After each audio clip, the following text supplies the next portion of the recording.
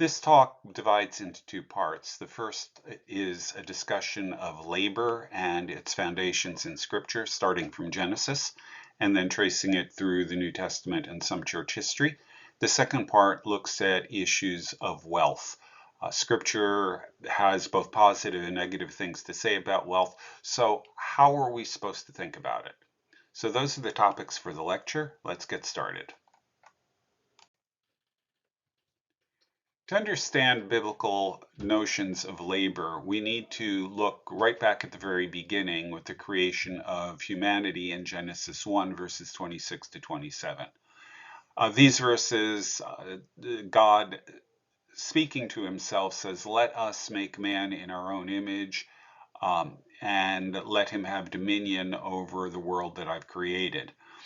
Now, the idea of the image of God is something that theologians have been arguing about for years. What exactly does it mean? But Old Testament scholars will tell you that in the ancient Near East, when someone described themselves as the image of a god, what it meant is that that god had given them authority to rule in that god's name. And we see this even in Genesis, because you'll note that the image of God is immediately attached to taking dominion over the creation. What we need to understand here, though, is that dominion is understood as stewardship. In other words, we are not owners of this world. God is. The earth is the Lord's and the fullness thereof. But we are his representatives, his regents. We are to develop the world that he has given us in a way that honors him. We're to do it under his authority and for him, not for ourselves. So right away, with the creation of humanity, we see people being given a responsibility to develop the world that God has created. Further, when we go to Genesis chapter 2, verse 2, you will note it says, "So God ceased from all of his labor." What this does is it points to the idea of God himself as a laborer, as someone who works. And this is going to be very, very important to understanding work in ancient Israel in contrast to virtually everywhere else in the ancient world.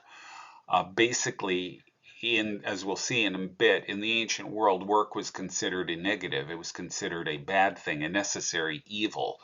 But if God is himself a laborer, then what this says is that work itself is something that's intrinsically good. It can't be something that's intrinsically evil or bad. We'll see where that idea comes from in a minute. But rather, we have to view work as an intrinsic good, and therefore our creation in God's image as his stewards also implies that we are going to be workers. Now, this continues into later in Genesis 2 in verses 8 to 15.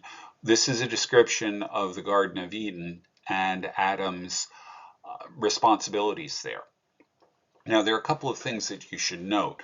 First of all, when the Garden of Eden is discussed, there are a few things that are said about it. First of all, the trees that are in it are a delight to the eyes. That is to say, they're beautiful. And also, the fruit that the trees produce is good to eat. So the garden is a source of both beauty and food. Further, there are abundant resources all around the garden.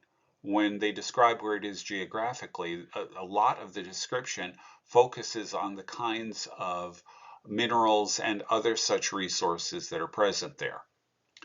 Now, in this passage in Genesis, we see God telling us that our job is to, well, Adam's job is to tend and protect the garden. Tending the garden refers to developing it, the resources that are provided there, taking care of it, though. We also need to protect it. So tending the garden is important. We're not just to leave things in an absolutely pristine, untouched state. We are to develop the world that God has given us.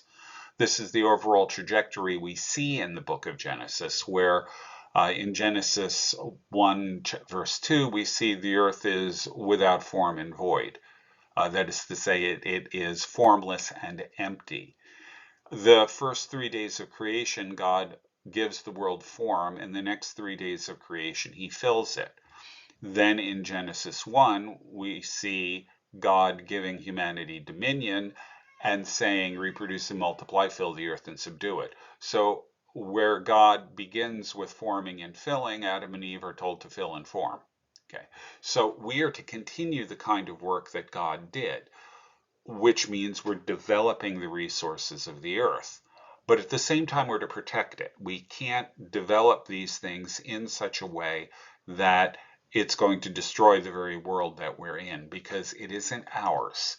The world is God's. So we have to be ecologically sensitive in terms of how we do development, but we must develop. Both sides of it are important. So this is the basic mandate in Genesis. However, things go wrong pretty quickly. In Genesis 3, we see Adam and Eve choosing to disobey God, to go their own way, rather than to obey God and his commands and restrictions on their behavior. Now, the effect of this is, well, of course, the expulsion of Adam and Eve from the garden. But along with that, it's important to note that neither Adam nor Eve are cursed. What we see is the serpent being cursed and a curse placed on the ground. Now, when we look at the judgment on Adam and Eve, remember Adam and Eve's job is to fill and form the earth, to fill the earth and to subdue it. God's judgment on Eve falls on the filling part. He multiplies her pain in childbirth. God's judgment on Adam, however, is that he is going to now, it is going to be painful for him to work the earth.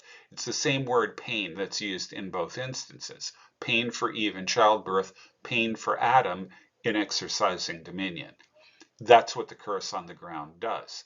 And so what this does is it takes work which was intended to be something joyful, something meaningful, something satisfying, and turns it into painful toil and drudgery. So in sum, what Genesis 1 through 3 tell us is that work is a positive good. How can it be otherwise when God himself is described as a worker? Work is part of our created purpose. We're to tend and protect the garden. But because of sin, our work, which is supposed to be fulfilling, is turned to toil and drudgery. This is a result of sin. It is not something that's intrinsic to work itself, but it is the result of sin. And this, in turn, is going to shape most cultures' perspectives on work. Now, we see this in the pagan world, the effect of the fall and this work turning to toil and drudgery. This is the universal attitude toward work throughout the pagan world. One of the most striking examples of this is in the Gilgamesh epic from the ancient Near East, one of the oldest significant pieces of literature that survives from anywhere in the world. In the Gilgamesh epic, there are two groups of gods that go to war with each other. The winning gods enslave the losing gods, and these enslaved gods are then put to work. They protest to the winners, saying, wait a minute, we're gods too, we shouldn't have to do this kind of thing. The winning gods realize that, yes, this is correct, gods shouldn't have to work. So they create humanity to be slaves to the enslaved gods to do the work that wasn't fit for the gods to do. In other words, people are slaves of enslaved gods. Now, this is a rather negative view of human beings to begin with, but along with that, it also points to the very negative view of work, that the humans are created simply to be slaves of these enslaved gods and to do the work so that they don't have to. It's a very, like I said, negative way of perceiving work. Now, when you move to Greece and Rome, initially at least, farming was considered honorable work. Aristocrats, nobles, and so on could farm. So we see the example in Rome, for example, of Cincinnatus, who was out plowing his field when the Romans, in an emergency, called him in to become a dictator. He left his plowing, became a dictator, and then when the crisis was over, he returned to farming. So this was considered an honorable thing to do. It was honorable in ancient Greece as well. It was probably the only thing that would be considered honorable for aristocrats. Now, I think part of the reason for this is that agriculture is connected to fertility cults. Fertility is very important, both for growing food, certainly, but also for crops, for preserving your family, your city, your culture, your civilization. You need to have children. And so farming, because of its connection to fertility, I think was held in higher esteem because ultimately it is very, very directly connected to these fertility cults. Now, this changes during the Roman Empire. In the Roman Empire, after the defeat of Carthage, they learned the way the Carthaginians conducted agriculture. They had large estates that grew cash crops and were run by slaves. In English, we call these plantations. The Latin word is latifundia. And so when they discovered this and they realized that you could use agriculture as a way to make a lot of money rather than working small family farms, Roman nobles began acquiring large tracts of land. They began buying slaves to work it, and farming then fell to the wayside as an honorable profession. Smallholders could still farm, and that was considered okay. But if you were a noble, you certainly didn't get your hands dirty by engaging in agricultural work. You had slaves to do that. And in general, this is the attitude toward work throughout the entire pagan world, that work is something that is done by the inferiors in society. It doesn't matter whether you're mining, whether you're a craftsman or a herdsman, ultimately even a farmer. All work is done by people who are lower class or slaves. It's something that is for the inferiors in society to do. The superiors ruled, they fought, they contemplated beauty and philosophy and art as a way of achieving a kind of union with the divine, but they certainly didn't get their hands dirty engaging in any kind of productive labor. The exception to this, and the only exception, is Israel. In ancient Israel, work was recognized as a positive thing, whether it be farming or herding or craft work or even trade. All of these things were considered perfectly acceptable things to do because they understood from Genesis that God is a laborer, and if God is a laborer, then labor must be a good thing. They understood from Genesis that God created humanity to work. This is part of our mandate, part of the creation mandate that God has given us, usually called the cultural mandate in Protestant circles. And so in ancient Israel, the attitude toward work is very, very different from what you see in the surrounding pagan culture, at least in ancient Israel at its best. We'll come back to that in a bit. When you get to the New Testament, you see similar attitudes toward work as what we saw in Israel.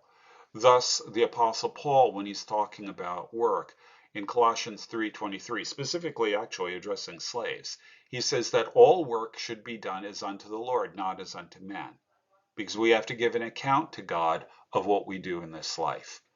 So all of our work is, in this sense, sacred. It is work that we can offer up to God as our service to Him and to our neighbor. So that's the first point. For Paul, work is something that he doesn't, well, he's a tent maker himself. He earns his living making tents so that he can carry out the ministry. He doesn't see work as in any sense demeaning or negative. It can be something and should be something for Christians done for God.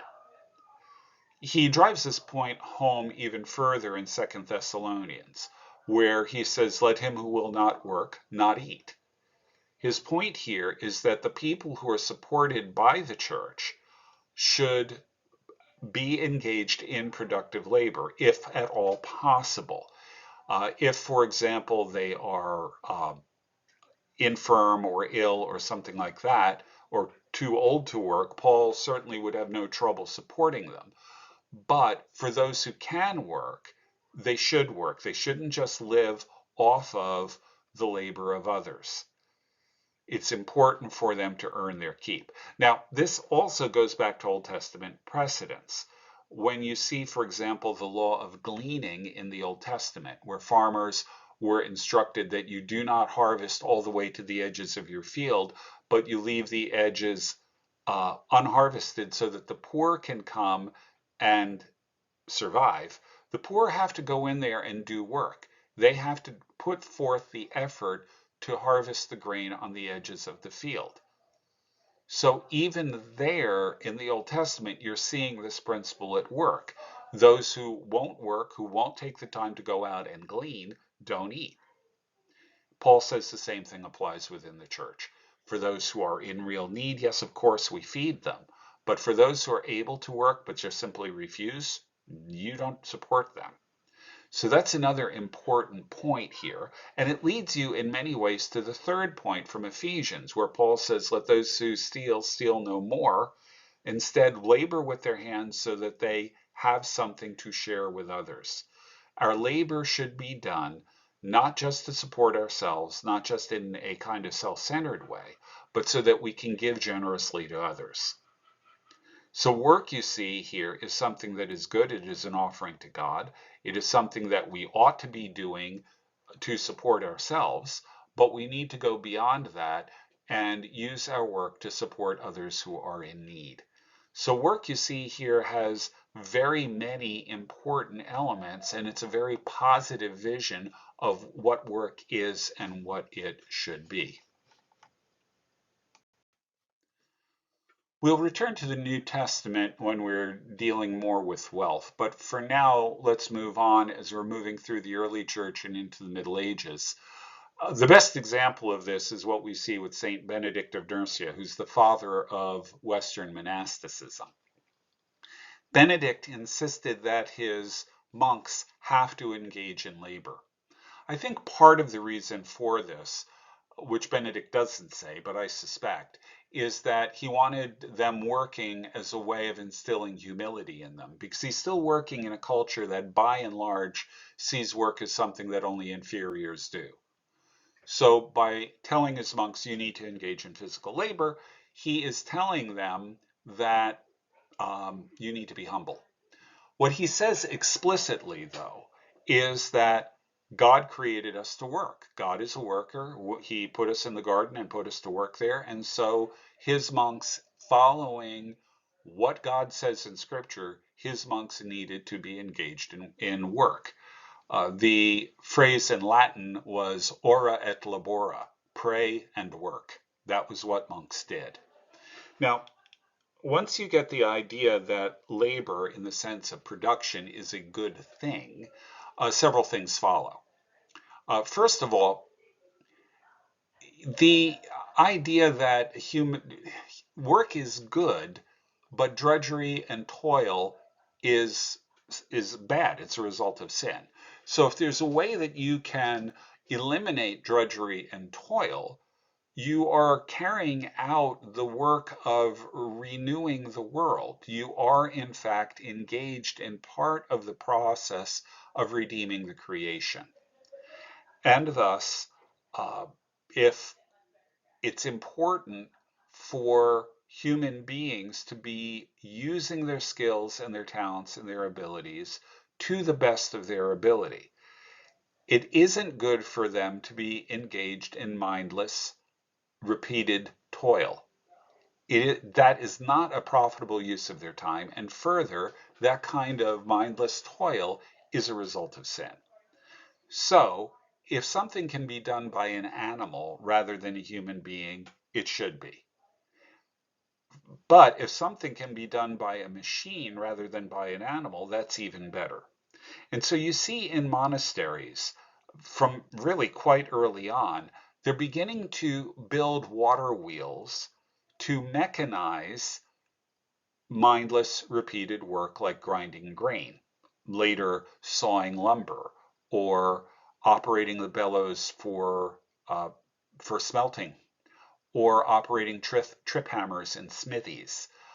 or fulling cloth. All of these kinds of things that are repetitive, mindless toil can be done better by a water wheel. And great ingenuity is shown by the people who develop these, creating the mechanisms to convert the rotary motion of the wheel into linear motion and applying it in all of these various ways. So you see the beginnings of a kind of industrial revolution. Excuse me. You see the beginnings of a kind of industrial revolution in the Middle Ages in the monasteries with the water wheels. Having said that, though, there's another implication of this idea that labor in the sense of production is good. You certainly get increased efficiency with the water wheels and other devices that are developed, labor-saving devices that come up in the Middle Ages. But what this does is it means that work becomes more productive. Now, if productivity is good, if producing goods is a positive thing, then increasing productivity is also a positive thing. If you can make your work more productive, that's a good thing. So we see this in the water wheels, but we also see it in the tendency of the monasteries. As they're engaged in this kind of work, they begin increasing their profits. They begin increasing production so much that they can feed themselves, they can actually give alms to the poor around them, and they still have a surplus. So what they did with the surplus is reinvest it. They purchased more land. They did other kinds of things with it so that they could increase their production even more. Because again, if production is a good thing, more production is better. So we see the early church working out some of the implications of the biblical idea of work. And with this, we also see them developing what we can really see as the earliest stages of capitalism. Jumping ahead a bit, let's move to the Protestant Reformation. And there are a couple of important ideas that come out of the Protestant Reformation that really return to a more biblical view of work than the one that evolved during the Middle Ages in many ways. And probably the best way of seeing this is by looking at the word vocation. The word vocation comes from the Latin word vocare, which means to call. So a vocation is a calling. Within Catholicism, the only vocations that they recognized traditionally were calls to join the clergy. If God put a call on your life, it meant he wanted you to become a monk or a nun or a priest or something like that. The only callings that were recognized within Catholicism were callings to church work. This isn't to say that the Catholics didn't engage in productive work, that it doesn't say that they didn't have a positive view of labor in the guilds and things like that, but these were not considered to be sacred callings in the same sense of going into the clergy would be. Now, in Protestantism, vocation was expanded to include any legitimate occupation. Thus, you could have a vocation, a calling to be a cobbler, to make shoes. And Luther talks about this. He says, if you're a Christian shoemaker, if you're a Christian cobbler, you don't do your work by putting little crosses on your shoes. You do your work as a Christian by making excellent shoes. And this is, you do this out of love of neighbor, because if you make good shoes, it will keep your neighbor's feet warm, and that is a good work done for them on their behalf. This also ties in with Paul's call to do everything as unto the Lord. If you're going to be a shoemaker, you need to make shoes as unto the Lord. You need to make them with excellence. And so this idea of vocation is extended to any legitimate work. Now, there's some things, obviously, that couldn't be vocations. Things like being a robber, things like being a prostitute. things of those sorts would not be considered legitimate vocations in Protestantism because they're intrinsically sinful. But anything that doesn't fall in that category can be a vocation. It can be what you are called to do. This ties in, by the way, with the idea of the priesthood of all believers. If all believers are priests, then pastors in churches are performing an important function in society, but it's not the only function that qualifies as godly work. And in fact, in principle, a pastor is no more important in a community than anyone else that is performing an essential function in that community. All of them can be done as unto the Lord, not as unto men.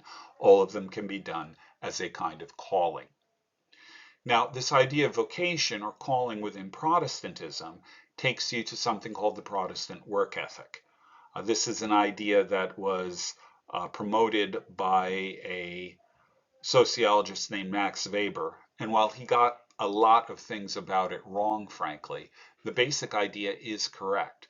Within Protestantism, within the Protestant states in Western Europe, what you see is a great deal of innovation and a great deal of economic productivity, far more than what you see in the Catholic regions, because of this idea of vocation, because of this idea that all work can be and should be a sacred calling. And so everything you do, you need to do to the best of your ability, to put your whole heart and soul into it. Now, this can lead to bad things. It can lead to a situation of where your work becomes your entire life, where you can be obsessed with success in your profession and all of that. It can lead to bad places. But in general, what happens historically for several hundred years, frankly, is that the Protestant states excelled economically, also in terms of political liberty and so on, in ways that the Catholic world didn't. And functionally, the real difference, I would argue, is in this change in the concept of vocation, that all work can be done as a sacred calling. So that wraps us up with the first part of the talk dealing with labor and work. We turn now to the issue of wealth and how we should think about that. There are several things that happened during the Middle Ages, the development of guilds and so on, but I want to jump ahead to the Reformation because a really important shift occurs within the Reformation that in a lot of ways is a direct outworking of Paul's teaching that we talked about 2 slides earlier about work and how it should be done. And my favorite way of getting to this is by looking at the word vocation. Vocation comes from the Latin word vocare, meaning to call. So vocation is a calling by God, in fact. In Catholicism, the term vocation is used with respect to entering the clergy. The basic idea is that if God places a calling on your life, it's to become part of the church. It's to become a monk, a nun, or a priest. In Protestantism, the idea is different. The word vocation is taken very differently in the Protestant world. In Protestantism, the idea emerges that any legitimate occupation, anything that is not intrinsically criminal or sinful, can be a calling by God. You can be called to be a pastor, yes, but you could also be called to be a shoemaker, a cobbler, or a carpenter, or anything else. Any work that you are doing that is a legitimate work, that is not sinful or criminal, can be a calling from God and should be. This is partly an outworking of Paul's teaching that we should work as unto the Lord. All of our work should be done for God. And if in fact God calls us in one of these areas, it is a good and holy thing. Luther talked about a cobbler making shoes. A Christian cobbler doesn't do work as a cobbler by putting little crosses on his shoes. He does it by making excellent shoes out of love of his neighbor. And this is a legitimate calling, a legitimate service done for your neighbor. Now, pastors are important, certainly, but They are only one legitimate calling and only one necessary calling in a community. You can't have an entire community just of pastors. It doesn't work. All of these callings are necessary. And again, it's like Paul's analogy of many parts in the body that are all different but must work together. In a sense, many callings are there. They're all different. Many vocations are there. They're all different, but they must work together if the community is going to function. And all of this is by God's design. This leads to something known as the Protestant work ethic.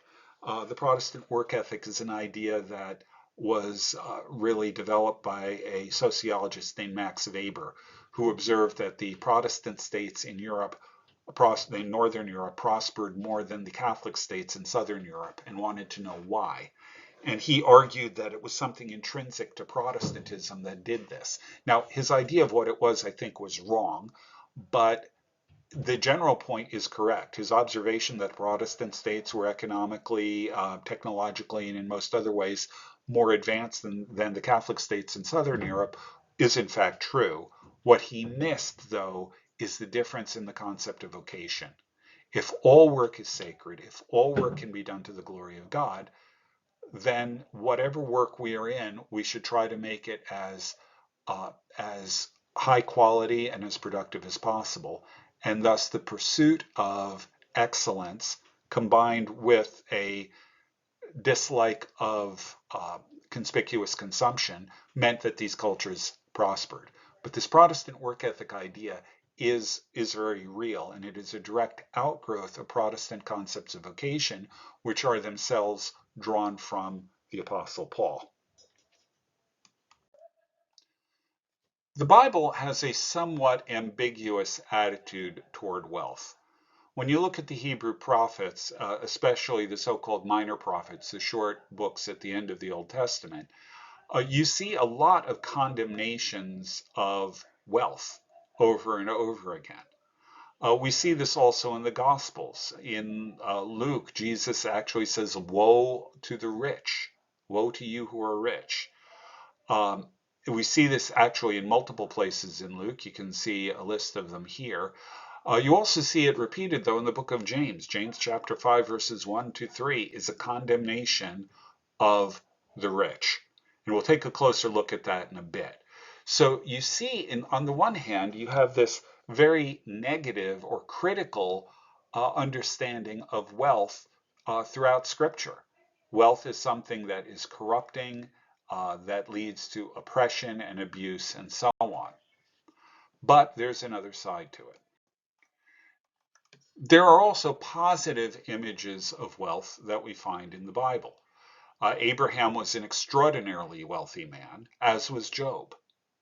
In Deuteronomy 28, God says that if you obey me, if you obey my covenant, I will bless you with prosperity.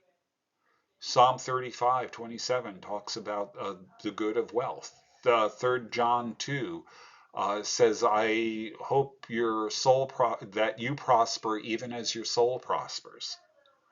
So there is a sense in which in the Bible, prosperity is considered a positive thing.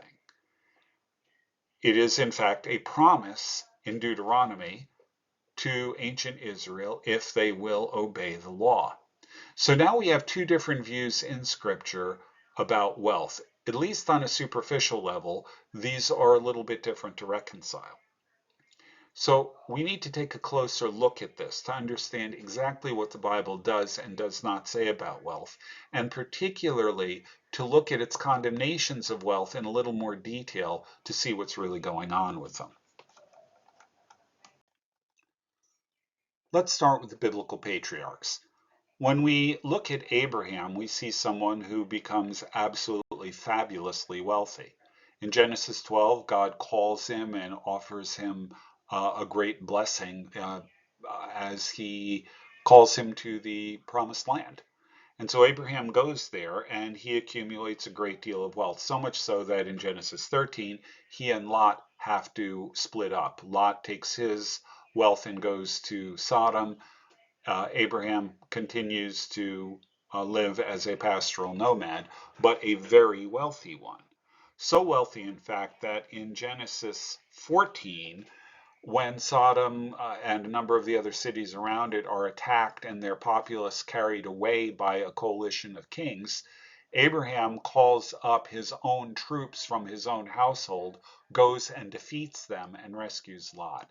This is an incredible amount of wealth and power that God gave to Abraham, and yet nowhere is he criticized for it. When we move down the line to Isaac, he inherited a great deal of wealth from Abraham, but he also worked. He added to that wealth by doing his own work, and he also added to it from the fact that God had blessed him. When we move to his son, Jacob, we see again this combination of hard work on his part and the blessing of God. So in all of these cases, we see wealth that is earned by work, we see inherited wealth, we see wealth as part of God's blessing to the patriarchs, and nowhere are they criticized for being wealthy, for being powerful. We see a similar sort of thing in the book of Job, where Job is a phenomenally wealthy individual in the beginning and even more wealthy at the end. When we move ahead and look at Moses in the Exodus, we see a number of very interesting things if we look at it from the perspective of the curse in the garden. The ground is cursed, and so work is turned to drudgery.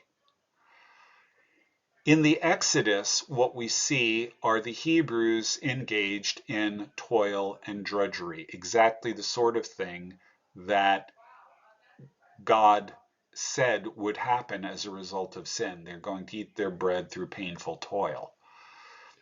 With the Exodus, however, they are freed from their slavery in Egypt, and in a very real sense, this marks an end of drudgery for them, an opportunity to move beyond the kind of drudgery and toil that they had to engage in as slaves. Freedom involves that element, this end of drudgery. You'll also notice, by the way, that they go out wealthy. They don't go out with just their clothing. They talk to their neighbors, and the Egyptians give them gold and silver and all kinds of things. This is referred to as plundering the Egyptians historically. And there's an important element here as well. They needed the wealth, not because they were going to be buying and selling things as they went through the wilderness, although there would be some of that to some extent.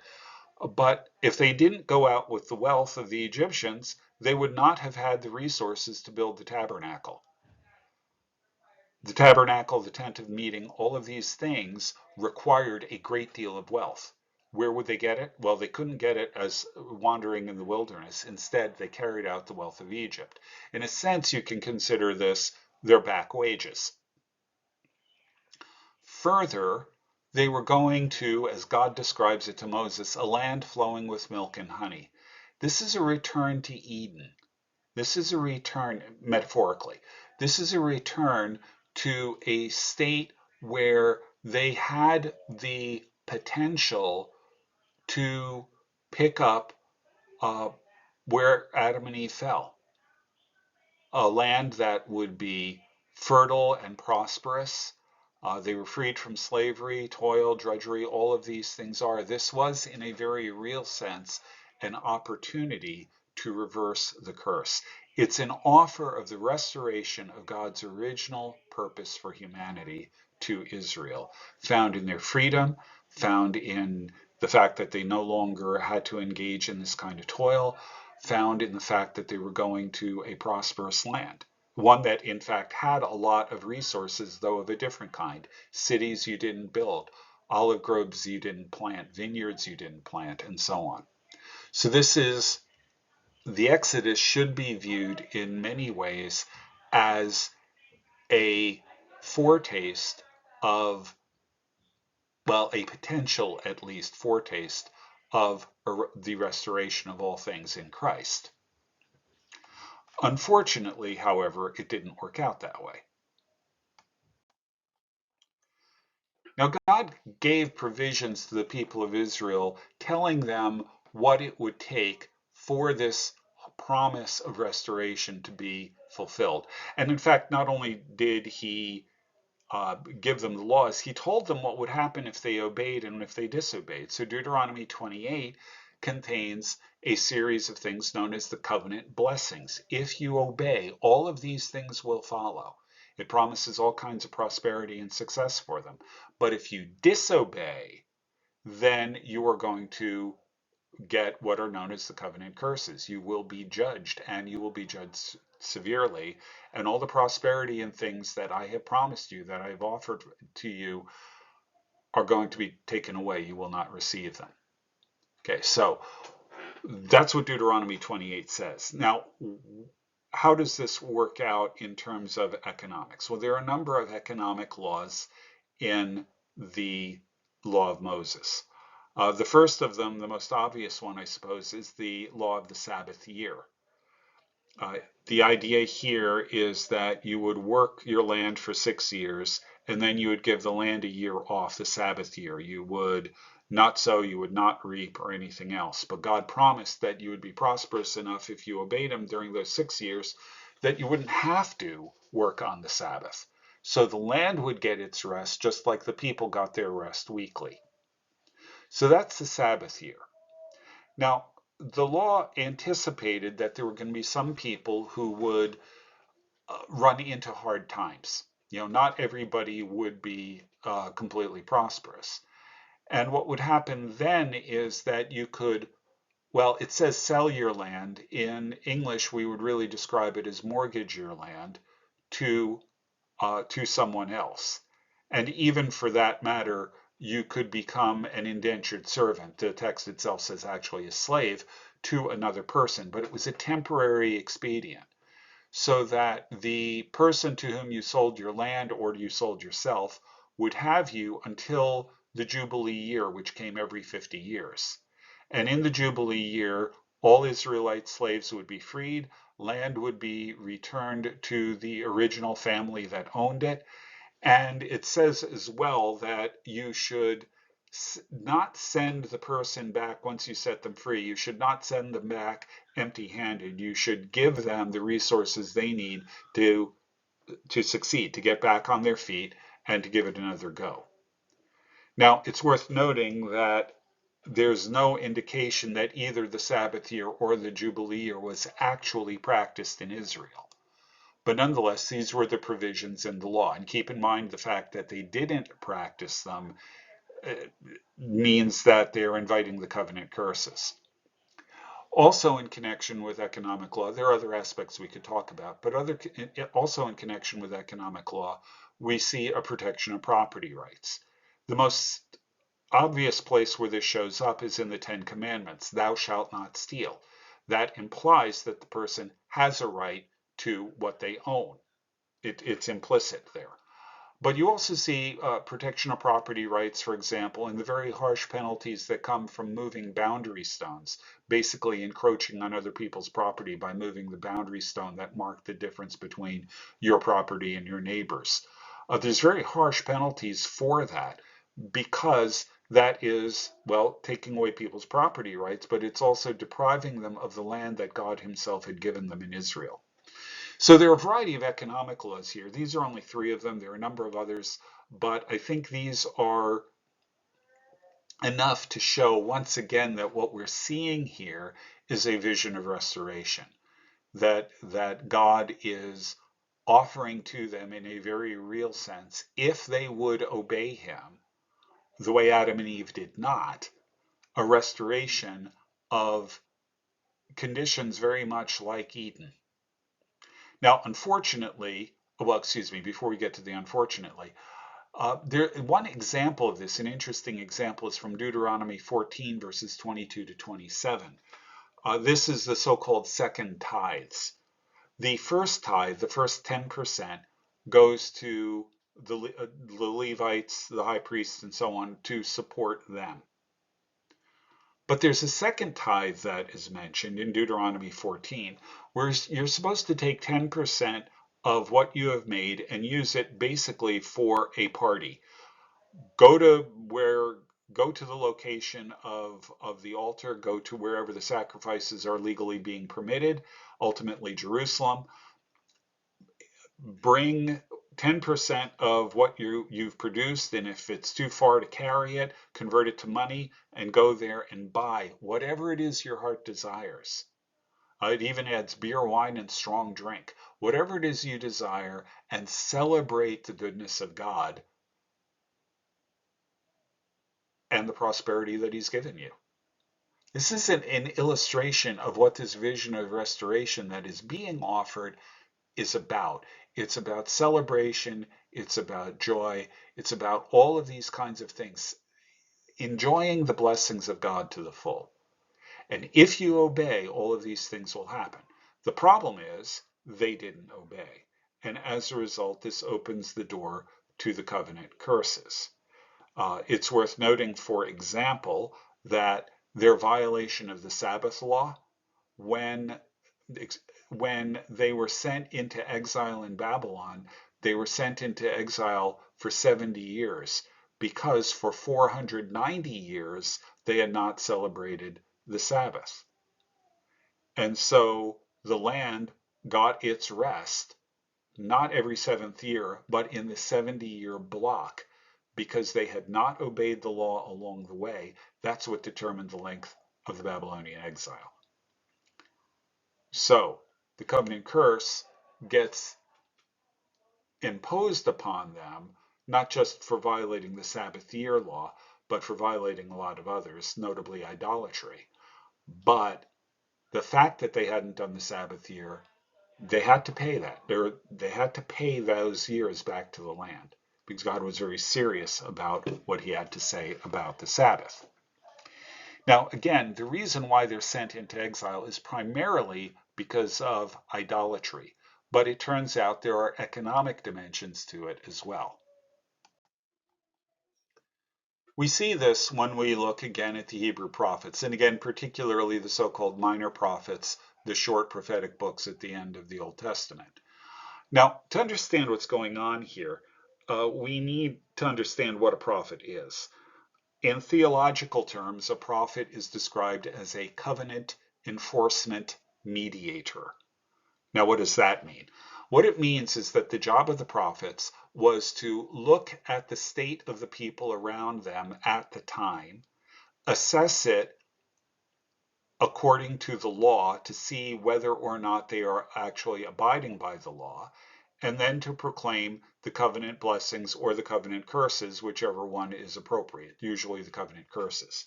Now, there's more to it than that. The prophets were inspired to speak by God and so on, but the core function of the prophets is to announce to the people how they are doing with respect to the covenant law. Now, the prophets are very hard on the rich, and one of the key themes in the prophets is economic oppression. Now, to understand that again, we need to look at the nature of the economy. In ancient Israel, most people lived basically a bare bones subsistence living. And what would happen very often is poor people would be hired by the rich to do work for them, but then the rich would cheat them. They either wouldn't pay them or they wouldn't pay them promptly, or they would give them less than they were supposed to, and so on. These kinds of things happened because the rich were powerful. The poor couldn't take them to court effectively. They didn't have the resources to do that. And thus the rich exploited the poor. Even though they were rich and had more than what they needed, they were exploiting the poor to get richer. And this is one of the main themes of the prophets. They're constantly attacking the rich for oppressing the poor, for oppressing the vulnerable, the widows and the orphans, and so on. Now, along with that, you also sometimes, for example, in Amos, will see the rich being criticized for what we can call a twisted affluence. They're using their wealth badly. They're using it for luxury for themselves, for personal enjoyment, all of these kinds of things, while ignoring the needs of the people around them. They are not, in fact, living in a responsible way with respect to their neighbors. So not only are they economically oppressive, but they're callous against the poor, using their wealth, like I said, simply for their own pleasure and enjoyment, and not really paying attention to any duties to anyone else. Now, it turns out when you look at the New Testament, we see the same kind of criticism being leveled against the rich. Where the New Testament criticizes the rich, it criticizes them largely for the same reason that the prophets do. Let's look at an example. James 5, 1-6 says, "Come now, you rich, weep and howl for the miseries that are coming upon you. Your riches have rotted and your garments are moth-eaten. Your gold and silver have corroded, and their corrosion will be evidence against you and will eat your flesh like fire. You have laid up treasure in the last days." Key point here. "Behold, the wages of the laborers who mowed your field, which you kept back by fraud, are crying out against you, and the cries of the harvesters have reached the ears of the Lord of hosts. You have lived on earth in luxury and in self-indulgence. You have fattened your heart in a day of slaughter. You have condemned, you have murdered the righteous person. He does not resist you." Okay, notice, you see the condemnation of the rich. "Come now, you rich, weep and howl for the miseries that are coming upon you." It's a warning of coming judgment. Why? Because they've defrauded their laborers. They haven't paid them.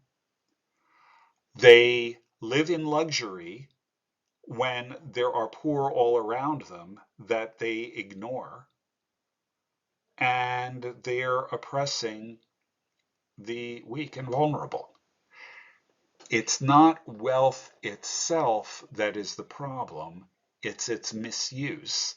And it's specifically its use to oppress the poor, to cheat your laborers, and things like that.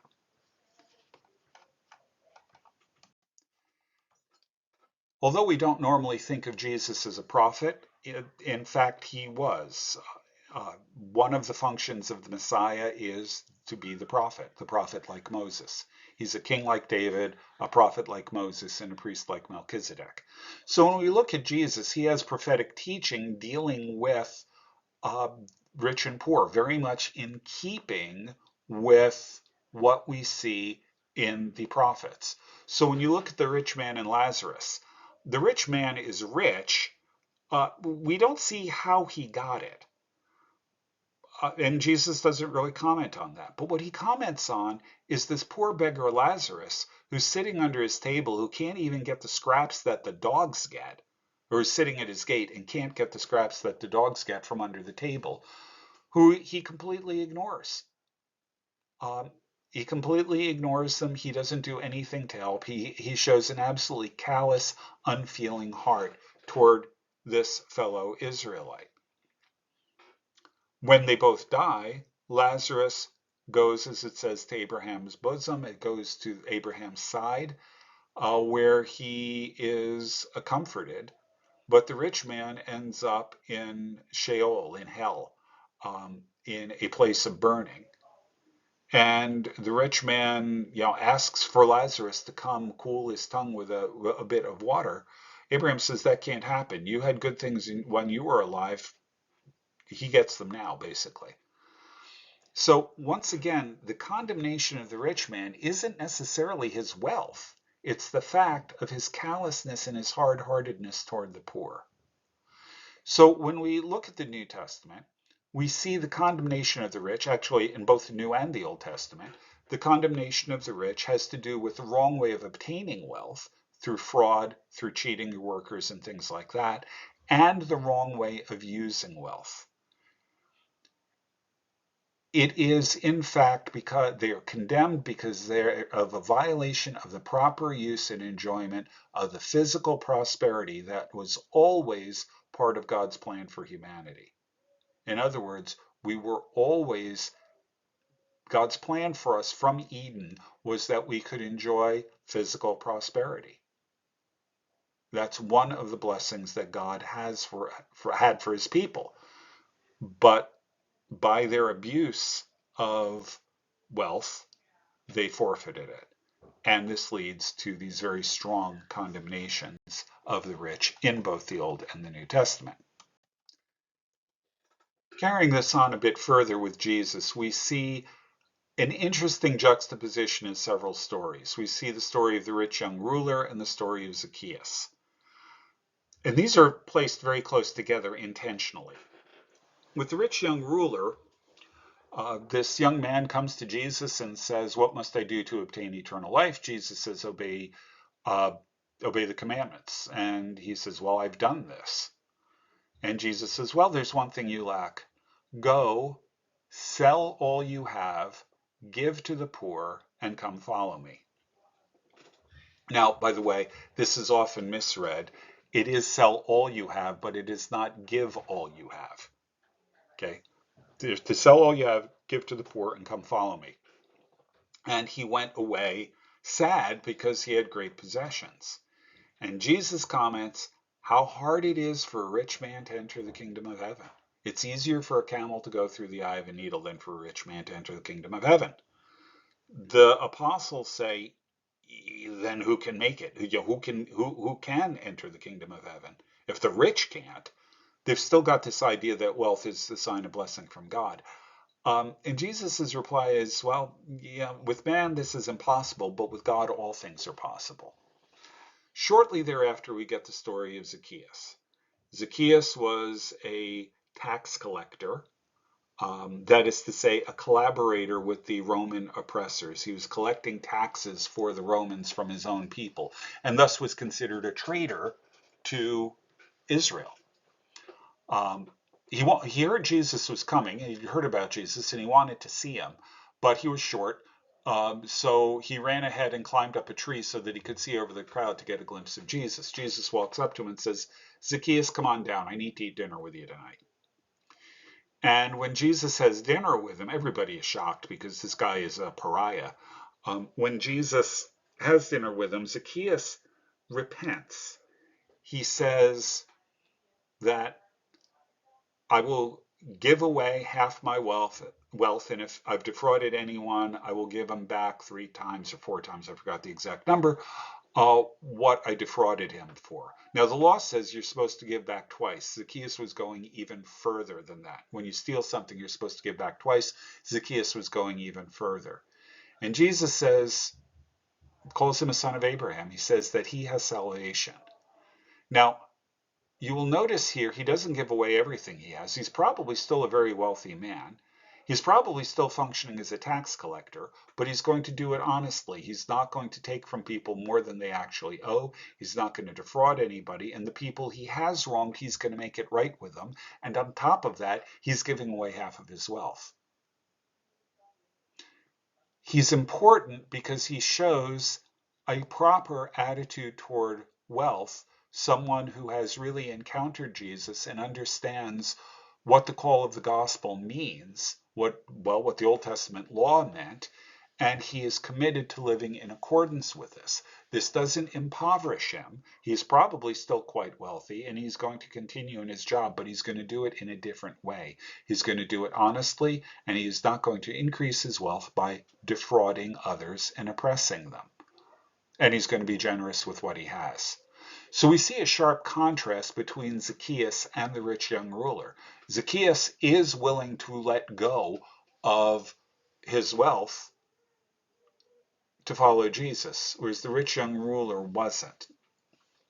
Now, Jesus' call is a little bit different in the two cases, but Jesus doesn't tell Zacchaeus to do anything. Zacchaeus does this on his own, which shows that his wealth really doesn't have the hold on him that the wealth of the rich young ruler does. Now, these two stories lead us directly into the parable of the 10 minas. Jesus presents himself here as a warrior king who gives 10 minas to a number of servants and asks them to invest him while he is away. And what you see here is the servants are supposed to act as his stewards, much like we are as people created in the image of God. They're to act as his stewards to increase his wealth. They're to pursue his interests in the task he's given us. This takes courage. There's a risk of loss and all of those sorts of things. But with courage and skill, they can, in fact, do what the master has called them to do and increase his profits. The goal of the ruler in the parable of the 10 minas is to extend his power, his rule, and his kingdom. Those who fail to do so or who oppose his rule get judged, and judged very harshly. Now, it's obvious, since we're dealing with a parable, that this isn't solely about economic activity. It's about investing whatever it is that God has given us, our time or our talents or our treasure, in pursuing God's interests, in pursuing the interests of our Lord and Master. So economic activity is not simply symbolic here. It is more than economic activity, but it includes economic activity. Just like Zacchaeus, we are to use our wealth for godly purposes. And for that matter, it's not wrong to pursue prosperity as long as we do it in the right way and with the right attitude.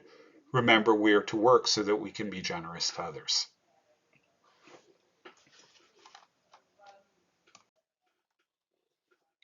Moving into the book of Acts, we see the issue of the community of goods in Acts chapter 2, 44 and 45, and Acts 4, 32 to 36.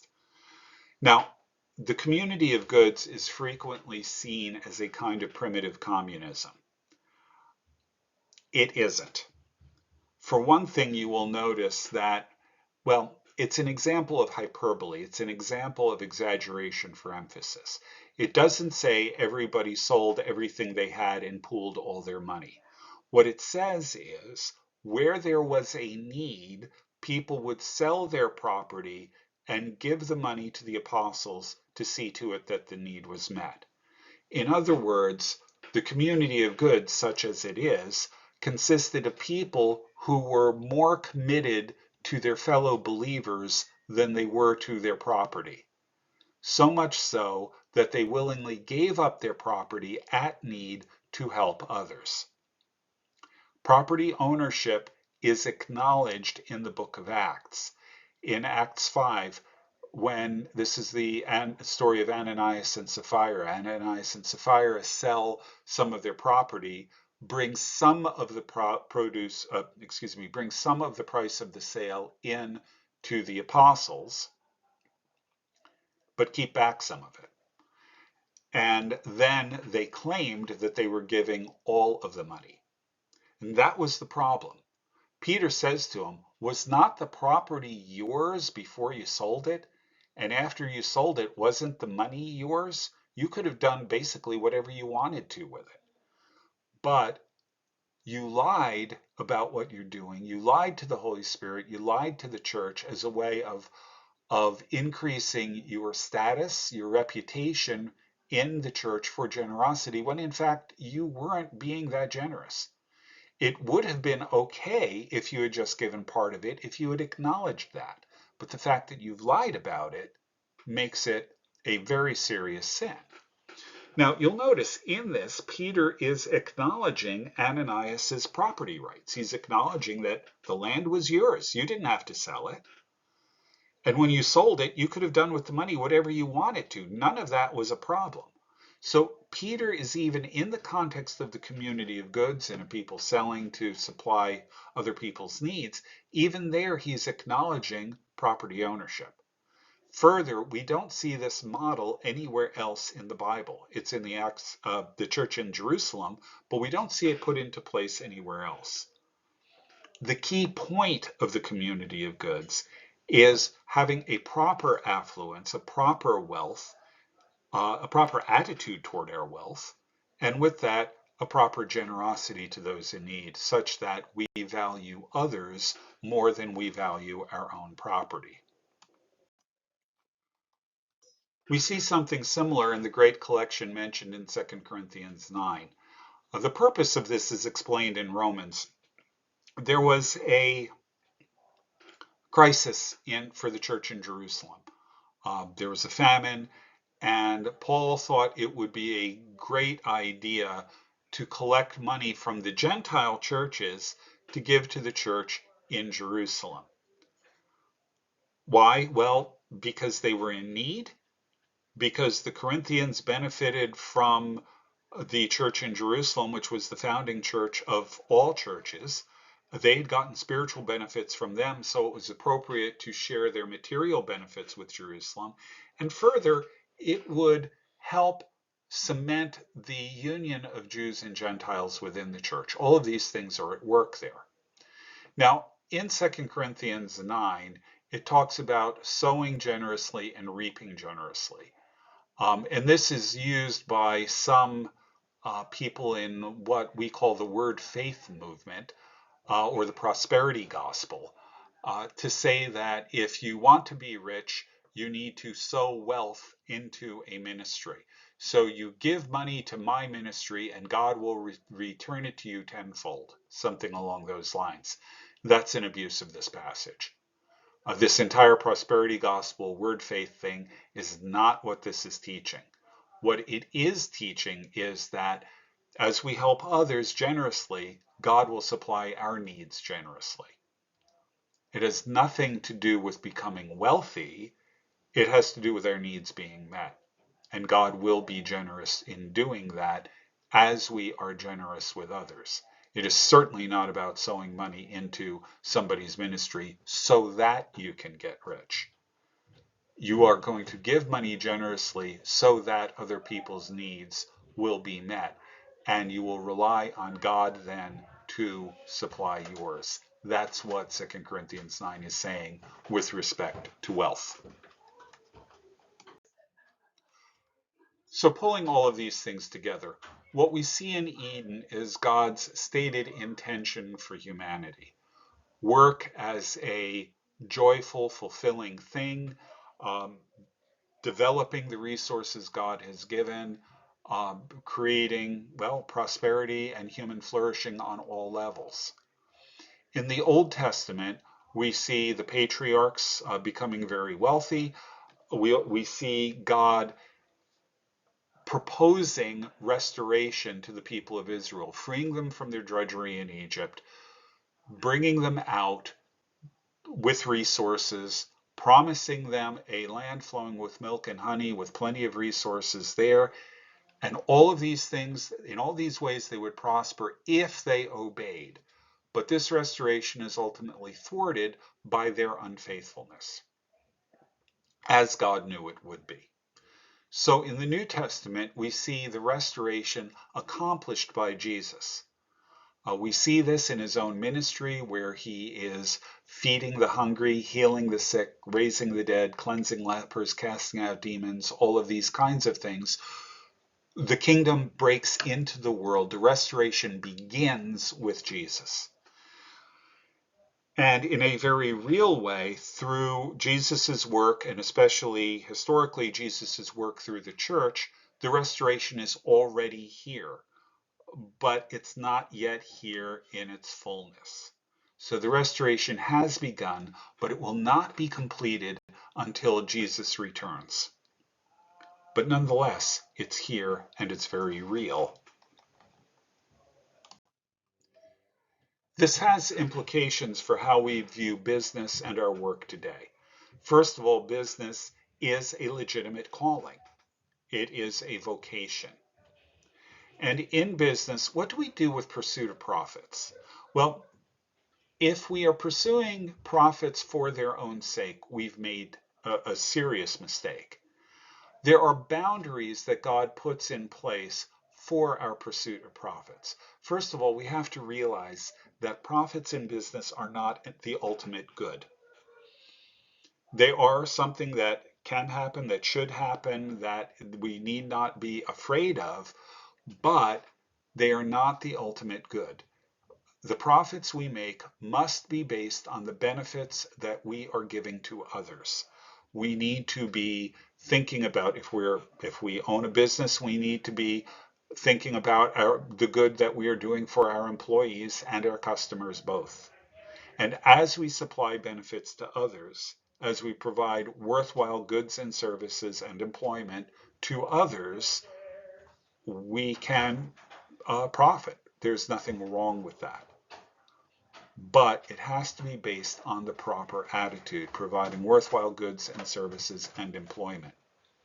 Further, speaking of employment, we have to avoid all exploitation of our workers. We have to pay them a fair wage, a living wage, and we have to treat them well. Ultimately, our businesses need to operate on the basis of the golden rule. We are to do to others what we would have them do to us. And as long as we are pursuing our business in that way, whatever profits we get are good and legitimate. Now, having said that, we also need to be generous with them, but there's nothing wrong with earning those profits in the first place. And this brings us to our last point. What do you do with the wealth that you do earn, the profits you make, or however it is that you achieve prosperity? What do you do with your wealth? Well, the key point here, there are two of them. The first of them is that we need to control money rather than being controlled by money. In other words, we have to view money as a tool or as a servant, not a master. If money masters us, if we serve wealth and prosperity rather than God, we have gone off the rails. Okay, we cannot do that. We have to be in control of our money. We have to decide what to do with it, and we can't let it control us. Now, this brings us to the point that was raised earlier. We need to be generous to those in need around us, and particularly those in moral proximity to us. What does that mean? Well, it means that we have more responsibility to the people we have relationships with than to those we don't. So it is important for us to take care of our families. The Bible is very, very clear. If we don't take care of our own family, we're worse than a pagan. Okay, so we need to see to it that we take care of our family. We need to take care of the people in our faith community, in our churches, in our neighborhoods, and so on, in expanding circles outward. The further away someone is from you in terms of relationship, the less responsibilities you have toward them. Now, this doesn't mean you have no responsibilities necessarily to people who live on the other side of the world. But what it does mean is whatever you do for those people on the other side of the world should not interfere with those who are seeing to it that the needs of those closest to you are met. A second part of the enjoyment of wealth is the idea of legacy. Proverbs talks about the wise man leaving an inheritance to his children's children. And so one of the things that we need to be thinking about is legacy in terms of providing for our own family 2 generations down, but also legacy in the broader sense that what we are doing in our business, the values and such that we are working by, and in fact our faith as well, needs to be passed down to the next generation. Since we're talking about wealth, though, we need to be thinking about this in terms of inheritance of our wealth going down. We don't want to squander it. We don't want to waste it. We want to have it as an investment in our children and grandchildren. And lastly, our enjoyment of wealth needs to be governed by our second principle. That's the golden rule. We should be doing to others what we would wish them to do for us. And if in fact we do that, we can enjoy the wealth that we're given. We can enjoy the profits that come to us from our business with a clear conscience before God, because this will be fulfilling God's law for us in loving our neighbor as ourselves.